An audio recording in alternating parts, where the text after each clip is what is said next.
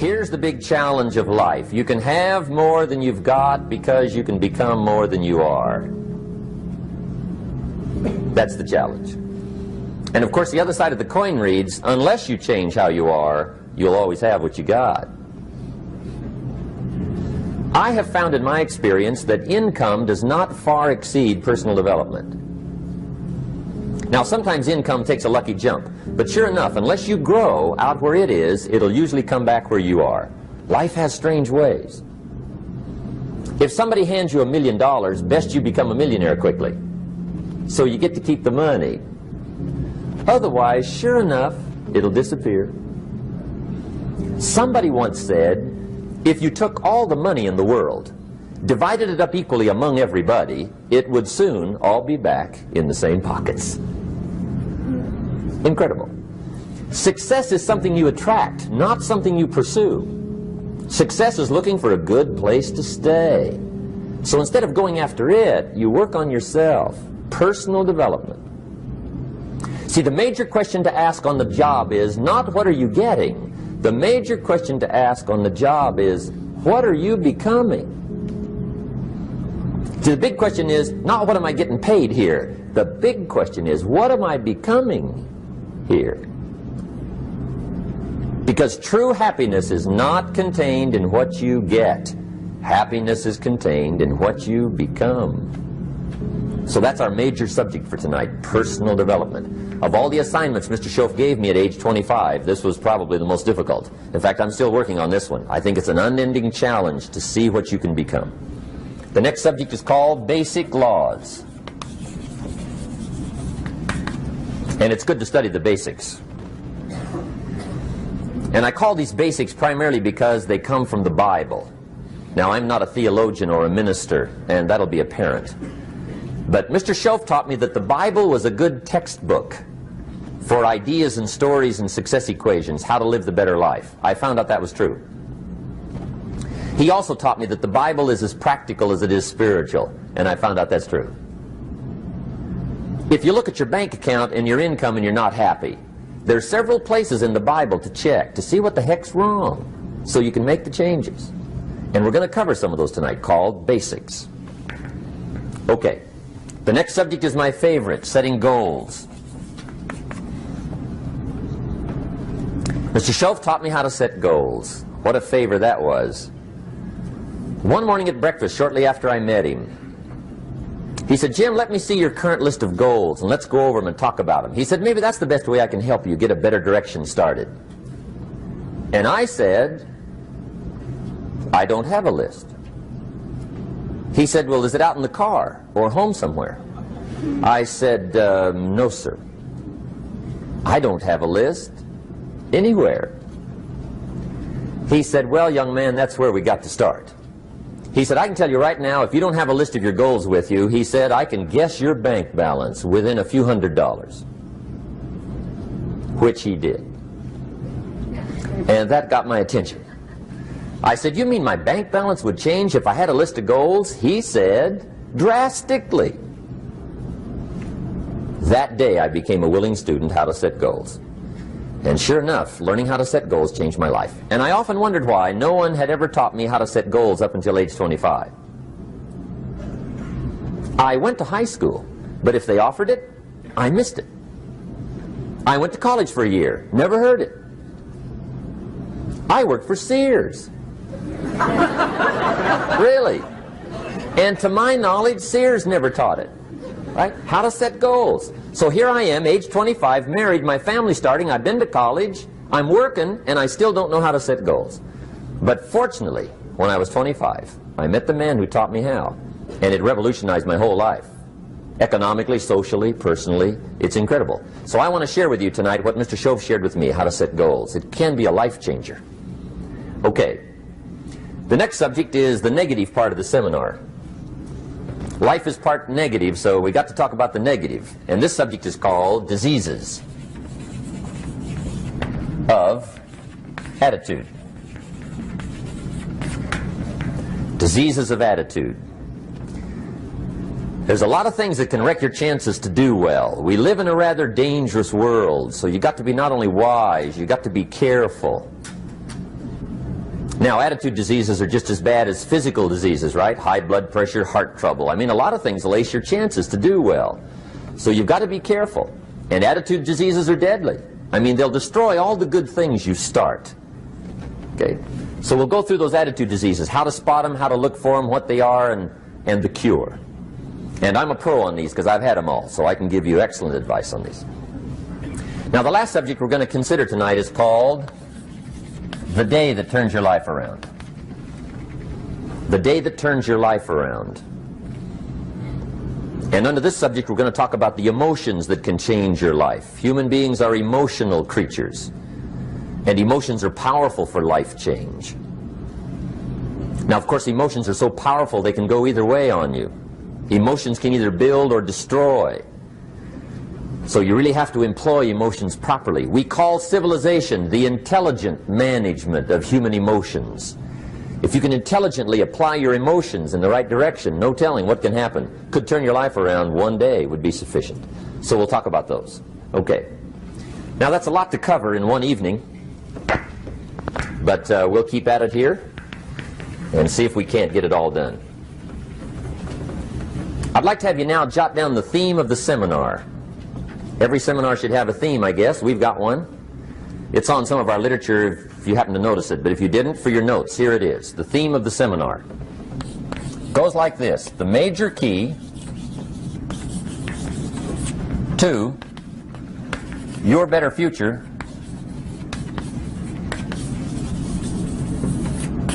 is you. That's the theme of our seminar tonight. The major key to your better future is you. And I'd like to have you underline two words just to give it some added punch. Underline the word major and the word you, so that it reads, the major key to your better future is you.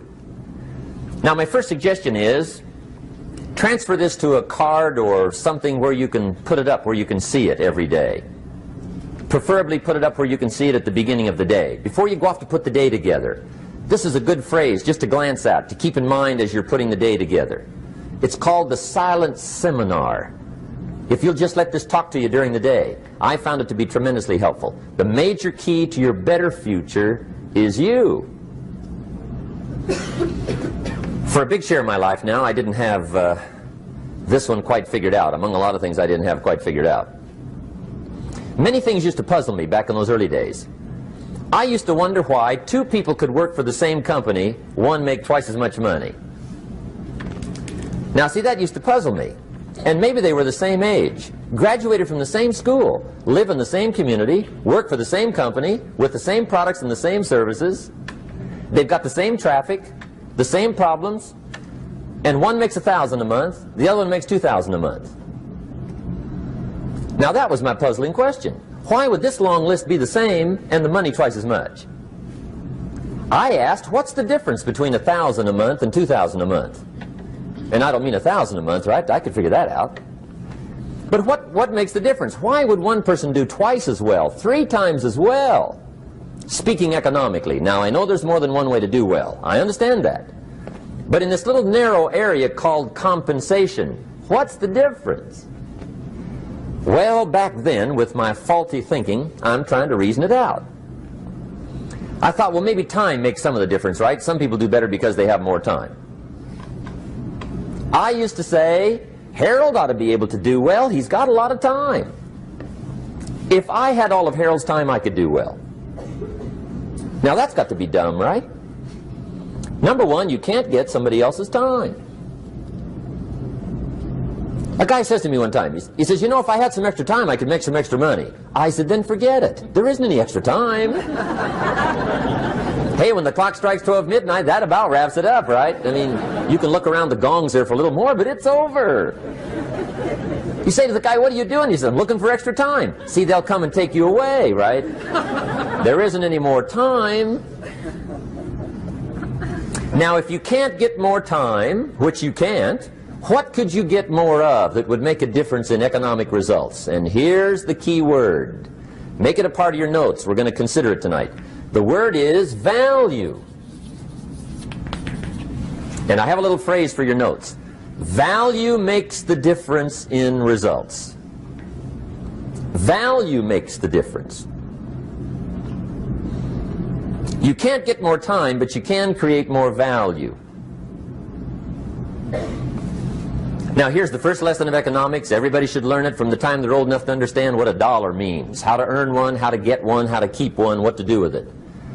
First lesson of economics. We primarily get paid for value. That's lesson one. Bringing value to the marketplace, that's how you get paid. You don't get paid for the time.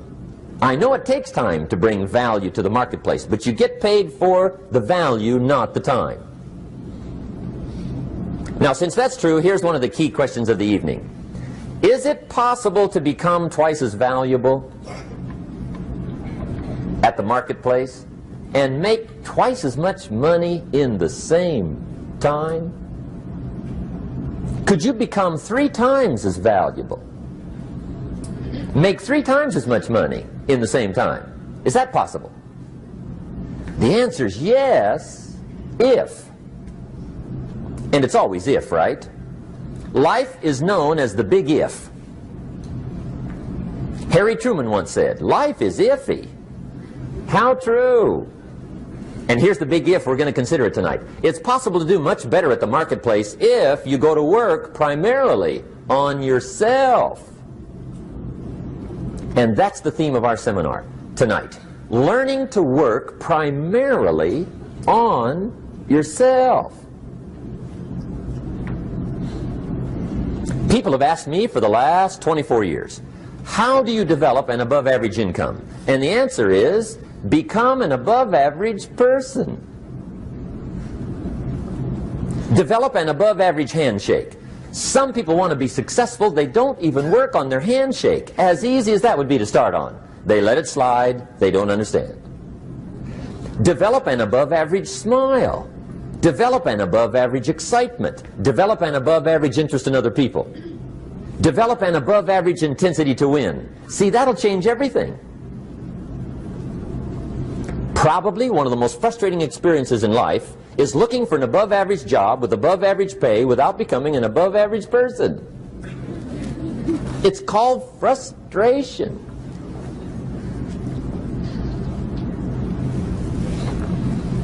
And Mr. Schoaf gave me probably the greatest clue he gave me when I first met him.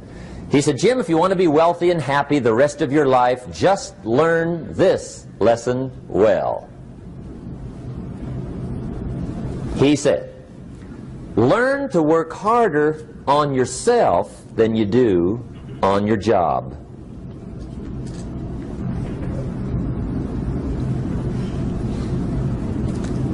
Then Mr. Schoaf gave me probably one of the most important clues among so many things he taught me, but this was in those early days. Mr. Schoaf was very kind, but he was also very abrupt. And he had these interesting questions to ask. I'm giving him a little rundown one day on how things hadn't worked out for me. He said, Mr. Rohn, I've got the answer for you if you will listen carefully. And listen carefully I did that day and for the next 5 years. If somebody's wealthy and happy, you gotta listen. He said, Jim, I've only known you a short time. But he said, it's already my honest opinion that for things to change for you, you got to change. That wasn't quite the answer I was looking for. But that's the answer he gave me, and I pass it along to you on this warm summer evening in Anaheim, California, 1981. For things to change for you, you've got to change. Otherwise, it isn't going to change.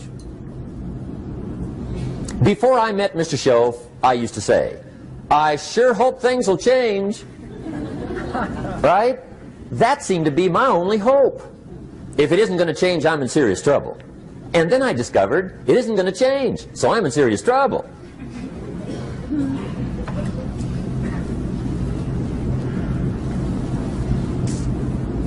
See, I can tell you what the 80s are going to be like. You have dropped into the right place. I did a seminar one time for Standard Oil executives and management in Honolulu. And we're having a conference one day on this big conference table. And one of them said to me, Mr. Rohn, you know some fairly important people halfway around the world. What do you think the 80s are going to be like? I said, gentlemen, I do know the right people. I can tell you. So they all listened very carefully. And I said, gentlemen, based on my wide experience, I can really honestly say to you, in my opinion, in the 80s, it's going to be about like it's always been. Aren't you glad you came? That's inside. I don't pass that around just everywhere. Now, of course, I said that to make a point, but I also said it because it's accurate. It's going to be about like it's always been. It isn't going to change. The tide comes in, and then what? It goes out. For 6,500 years that we know of, recorded history, and probably long before that. So it is not going to change. It gets light, and then what? It turns dark. 6,500 years. See, it's not likely to change. And we're not to be startled by that. If the sun goes down, the guy says, what's happened, what's happened? It means he hasn't been here long, I guess, right? It always goes down about this time. The guy says, well, I don't like that arrangement. Well, you got to talk to somebody besides me, right? It gets light, then it turns dark. In rotation, the next season after fall is what? Winter. Pray tell, how often does winter follow fall? Every year regularly for the last 6,500 that we know of. See, it is not going to change. Now, some winters are long, and some are short, and some are hard, and some are easy, but they always come right after falls. It isn't going to change. Sometimes you can figure it out, sometimes there's no way to figure it out. Sometimes it goes well, sometimes it gets in a knot.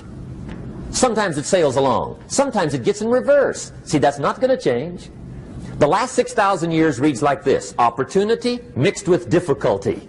That's how it reads. It isn't going to change. The man says, well, if it isn't going to change, how will my life ever change? Answer, when you change. And whether I'm talking to high school kids or business executives, my message is always the same. And it goes like this: the only way it gets better for you is when you get better.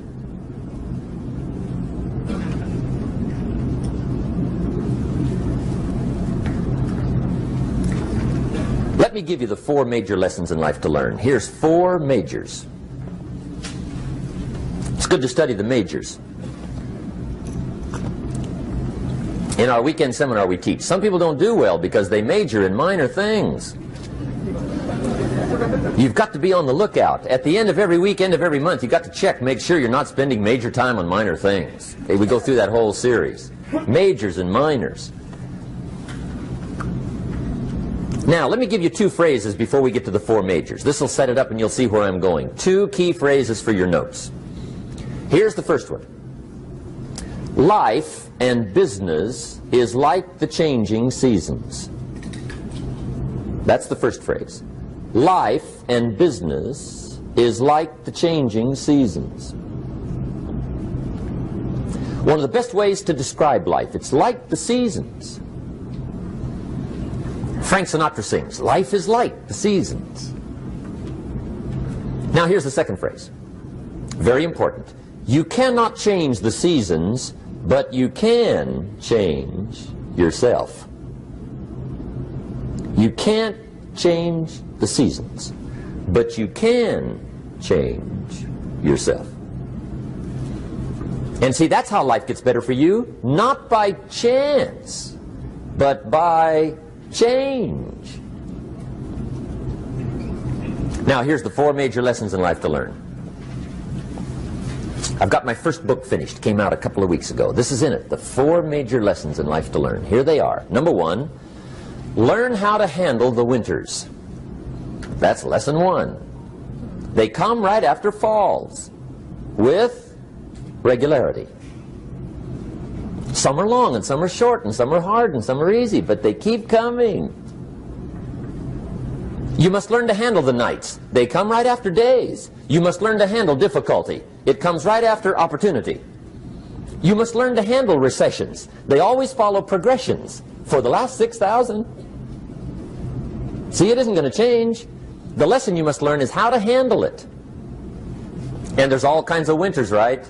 The winter when you can't figure it out. The winter when it all goes smash. The winter when it turns belly up. The winter when it won't work, when you've run out of money and you've got a broken heart. See, those are winter times. There's all kinds. Economic winters, social winters, personal winters. When your heart is smashed in 1,000 pieces and the nights are unusually long, your prayers seem to go no higher than your head. It's wintertime. Barbra Streisand sings, "It used to be so natural to talk about forever, but used to be's don't count anymore. They just lay on the floor till we sweep them away. You don't sing me love songs, and you don't say you need me, and you don't bring me flowers anymore." A song of winter. But see, the disappointments come. Those are normal. That's part of life. But the question is, how do you handle it? How do you handle the coming winters and the disappointments and the down times? Well, you can't get rid of January by tearing it off the calendar. But here's what you can do. You can get stronger, you can get wiser, and you can get better. The winters won't change, but you can. And that's how life changes for you. See, before I understood, when it was winter, I used to wish it was summer. I didn't understand. When it was hard, I used to wish it was easy. I didn't know. And then Mr. Schoaf gave me a part of his very unique philosophy when he said, "Don't wish it was easier, wish you were better." See, that triggered my whole life change. Don't wish for less problems. Wish for more skills. Don't wish for less challenge. Wish for more wisdom. That's the key. So that's lesson one. Learn how to handle the winters. Here's lesson two. Learn how to take advantage of the spring. That's the second one. Spring is called opportunity. And spring follows winter. What a great place for it. If you were going to put it somewhere, that'd be the place to put it, right after winter. And pray tell, how often does spring follow winter? Every year with regularity, 6,000. You can almost count on it. See, opportunity always comes. Days follow nights. Isn't that terrific? Opportunity follows difficulty. But here's what you must learn to do. Underline these two words in that key phrase. Take advantage. Underline those two. You must learn to take advantage of the spring. See, just because spring rolls around is no sign you're going to look good come fall. You got to do something with it. In fact, you have to get good at one of two things in life. Planting in the spring or begging in the fall. Or get somebody to do it for you. See, those are about the only alternatives. Now here's what else you must do. Take advantage of the springs quickly, because there's only a few. Just a handful of springs have been handed to each of us. They don't come forever. Life is fairly brief. So you got to read every book you can get your hands on what to do with your springs while they're here. And take advantage, they soon run out. The Beatles wrote, "Life is so short." And for John Lennon, it was extra short. But life is brief. Elton John sings, "She lived her life like a candle in the wind." It's brief. So whatever you're going to do with your life, you got to get at it. Don't just let the springs pass. Here's the third major lesson in life to learn. Learn how to protect your crops all summer. You got to take care of what you start. Sure enough, as soon as you've planted your garden in the spring, the busy bugs and the noxious weeds are out to take it. And here's the next bit of truth. They will take it unless you prevent it. And that's the third major skill to learn. You've got to learn to prevent the intruder from taking all the good you start. It's one of the challenges. Here's two key phrases under number 3. First one, all good will be attacked on this planet. Maybe not the next one we get to, but on this one, all good will be attacked. Every garden will be invaded. Not to think so is naive. And here's the second phrase. All values must be defended. Political values, social values, community values, family values, marriage values, friendship values, business values. Every garden must be tended all summer. Third major lesson. Now here's number 4. Fourth major lesson in life to learn. Learn how to reap in the fall without complaint. Learn to reap come harvest time without complaint. Take full responsibility for what happens to you. It's one of the highest forms of human maturity, accepting full responsibility. It's the day you know you've passed from childhood to adulthood, the day you accept full responsibility. And another note, learn to reap in the fall without apology. Without apology if you do well, and without complaint if you don't. That's maturity. I used to have that long list of reasons why I wasn't doing well. To explain. You got to explain, right? Otherwise you're going to look bad. I used to have this funny list called Reasons for Not Looking Good.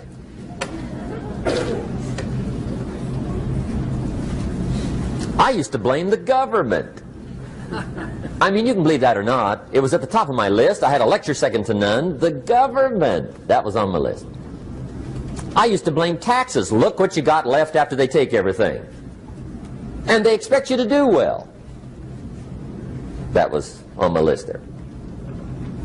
Prices, that one's easy, right? You walk into the supermarket with $20, come out with a little half bag. So I had that on my list. I used to blame the weather. I blamed the traffic. I used to blame my car. I blamed the manufacturers. I used to blame the company. I blamed company policy. I used to blame the training program. I blame my negative relatives. They were always putting me down. I blame my cynical neighbors. They're just selfish, looking out for themselves. Won't loan you money? They were on my list.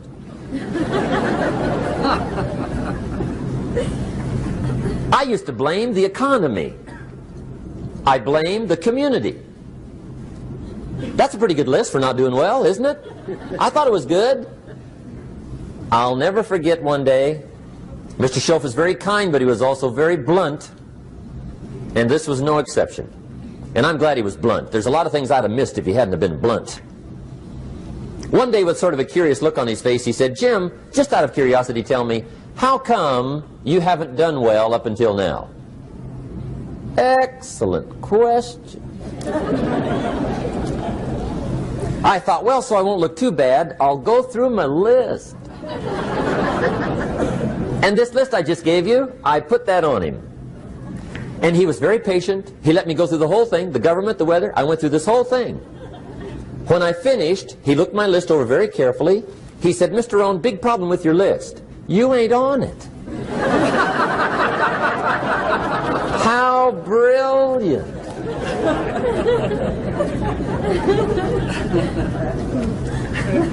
When I went to work for him a few months later, I learned very quickly to tear up my list, reasons for not doing well, and I threw it away. And I got me a fresh piece of paper. And I put one word on it. Me. There's a Black Heritage spiritual that says, "It's not my mother nor my father, nor my brother nor my sister, but it's me, oh Lord, standing in the need of prayer." See, I used to blame everything outside. And then let me give you a little philosophy that helped turn my life around. For your notes, here it is. It's not what happens that determines the quality or the quantity of your life. It's not what happens. And the reason is because what happens to about everybody. No different. The sun went down on all of us last night. A common event, a happening. And I found out that the same things can happen to two different people. One gets rich and one stays poor. Why is that? It's because it's not what happens, but rather it's what you do that changes everything. So that's a key phrase. It's not what happens, it's what you do. What happens is about the same. You might put that in parentheses here. Same. What people do, that's what's different. Anything can happen, right? Everything can happen. I've heard all the stories. I've been one of the stories. Hey, we could all tell stories all night long, right? Happenings. Anything can happen. Have you heard of Murphy's Laws? Anybody here heard of Murphy's Laws? Okay, most of you have. Murph had these laws. One of them was, if anything can go wrong, it will. That's one of Murphy's Laws. He was not one of the great positive speakers of the day. But anyway, it's still true though, right? Anything can go wrong, everything can go wrong. For sure. I've fallen out of the sky so many times. Once to the tune of a couple of million. Devastating. Took me a while to survive that one. Now, it wasn't all that much, but it was all I had. Right? I mean, that's when it's much, right? When it's all you got. If you got 3, 2 go, you got 1 left, you ain't looking that bad. But when it all goes. Has anybody been there when it all went? Anybody? Come on, the rest of you liars. Go ahead. Hey, we've all been there, right? When it all went. Of course, it used to be a long time ago, right? When you ran out of money, got to 0, you were all through. Heck, now you can whistle right on by 0, right? I mean, they will bury you. That's what they will do.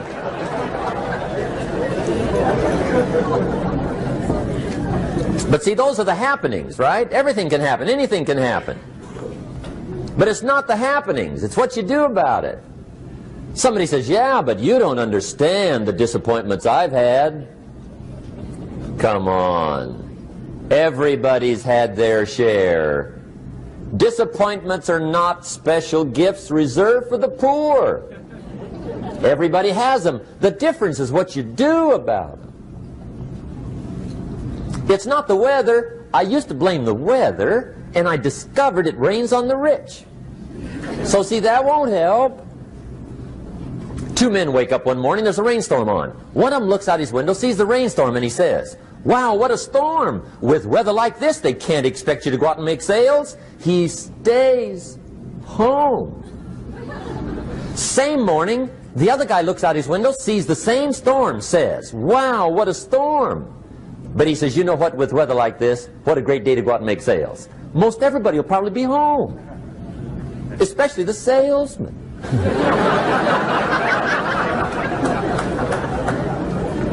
See, that's the difference in how your life works out. It's not what happens, it's what you do. So here's one of the key questions of the evening. Starting tomorrow, what are you going to do that'll make a change in your life's direction?